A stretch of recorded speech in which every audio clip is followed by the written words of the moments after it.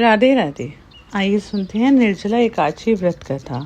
निर्जला एकादशी व्रत का पौराणिक महत्व और व्याख्यान कभी भी कम रोचक नहीं है। जब सर्वज्ञ वेद व्यास ने पांडवों को चारों पुरुषार्थ धर्म, अर्थ, काम और मोक्ष देने वाली एकादशी व्रत का संकल्प कराया था, तब युधिष्ठिर ने कहा, जनार्दन, ज्येष्ठ मास के शुक्ल पक्ष की जो एकादशी पड़ती है, कृपया उसका वर्णन कीजिए। भगवान श्री कृष्ण ने कहा, हे राजन, इसका वर्णन परम धर्मात्मा सत्यवती नंदन व्यास जी करेंगे, क्योंकि ये संपूर्ण शास्त्रों के तत्वज्ञ और वेद वेतांगनाओं के पारंगत विद्वान हैं। तब वेद व्यास जी कहने लगे, कृष्ण पक्ष और शुक्ल पक्ष दोनों पक्षों की एकादशी में अन्न खाना वर्जित है। द्वादशी के दिन स्नान करके पवित्र हो और फूलों से भगवान केशव की पूजा करें। फिर नित्य कर्म समाप्त होने के पश्चात पहले ब्राह्मणों को भोजन देकर अंत में स्वयं भोजन करें। यह सुनकर भीमसेन बोले, परम बुद्धिमान पितामह, मेरी उत्तम बात सुनिए। राजा युधिष्ठिर, माता कुंती, द्रौपदी, अर्जुन, नकुल और सहदेव ये एकादशी को कभी भोजन नहीं करते तथा मुझसे भी हमेशा यही कहते हैं कि भीमसेन, एकादशी को तुम भी ना खाया करो। परंतु मैं उन लोगों से यही कहता हूँ, मुझसे भूख नहीं सही जाएगी। भीमसेन की बात सुनकर व्यास जी ने कहा, यदि तुम नरक को दूषित समझते हो और तुम्हें स्वर्गलोक की प्राप्ति अभीष्ट है, तो तुम्हें दोनों पक्षों की एकादशियों के दिन भोजन नहीं करना चाहिए। भीमसेन बोले, महाबुद्धिमान पितामह, मैं आपके सामने सच कहता हूँ, मुझसे एक बार भोजन करके भी व्रत नहीं किया जा सकता, तो फिर उपवास करके मैं कैसे रह सकता हूँ।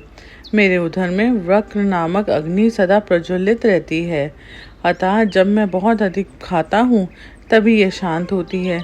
इसलिए महामुनि, मैं पूरे वर्ष भर में केवल एक ही उपवास कर सकता हूँ, जिससे स्वर्ग की प्राप्ति सुलभ हो तथा जिसके करने से मैं कल्याण का भागी हो सकूं। ऐसा कोई एक व्रत निश्चय करके बताइए, मैं उसका यथोचित रूप से पालन करूंगा। व्यास जी ने कहा, भीम, ज्येष्ठ मास में सूर्य वृष राशि पर हो या मिथुन राशि पर शुक्ल पक्ष में जो एकादशी हो, उसका यत्न पूर्वक निर्जल व्रत करो। केवल कुल्ला या आचमन करने के लिए मुख में जल डाल सकते हो। उसको छोड़कर किसी भी प्रकार का जल विद्वान पुरुष मुख में ना डाले, अन्यथा व्रत भंग हो जाता है। एकादशी को सूर्योदय से लेकर दूसरे दिन के सूर्योदय तक मनुष्य जल का त्याग करता है और व्रत पूर्ण होता है। तदंतर द्वादशी को प्रभात काल में स्नान करके ब्राह्मणों को विधि पूर्वक जल और स्वर्ण का दान करें। इस प्रकार जब कार्य पूरा करके जितेंद्रिय पुरुष ब्राह्मणों के साथ भोजन करे, वर्ष भर में जितनी एकादशियां होती हैं, उन सब का फल निर्जला एकादशी के पालन मात्र से मनुष्य प्राप्त कर लेता है। इसमें तनिक भी कोई संदेह नहीं। शंख, चक्र और गदा धारण करने वाले भगवान केशव ने मुझसे कहा था कि यदि मानव सब कुछ छोड़कर एकमात्र मेरी शरण में आ जाए और एकादशी को निराहार रहे, तो वह सब पापों से छूट जाता है।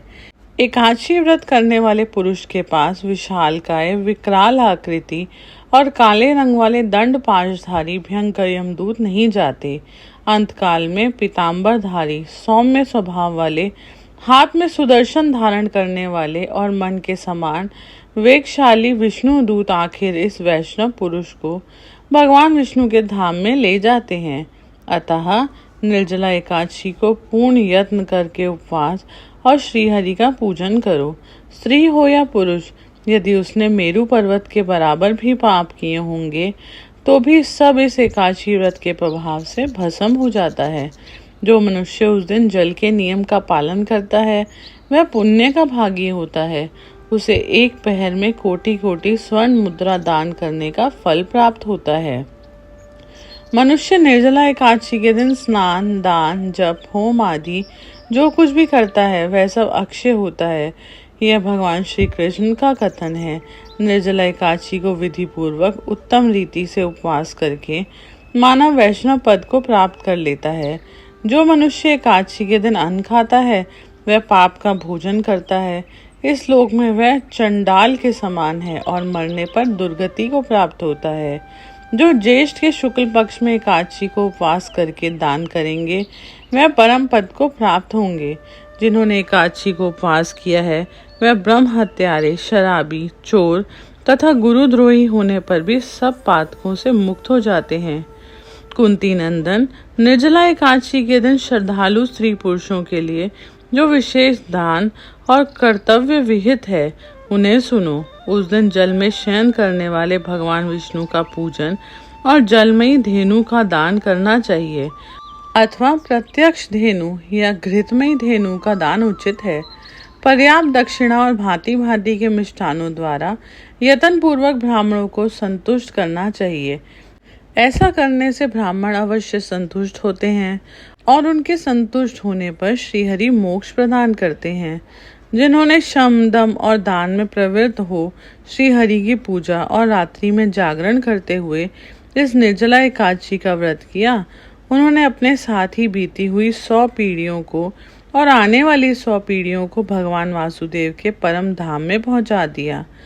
निर्जला एकादशी के दिन अन्न, वस्त्र, गौ, जल, शैया, सुंदर आसन, कमंडलू तथा छाता दान करने चाहिए। जो श्रेष्ठ तथा सुपात्र ब्राह्मण को जूता दान करता है वह सोने के विमान पर बैठकर स्वर्गलोक में प्रतिष्ठित होता है।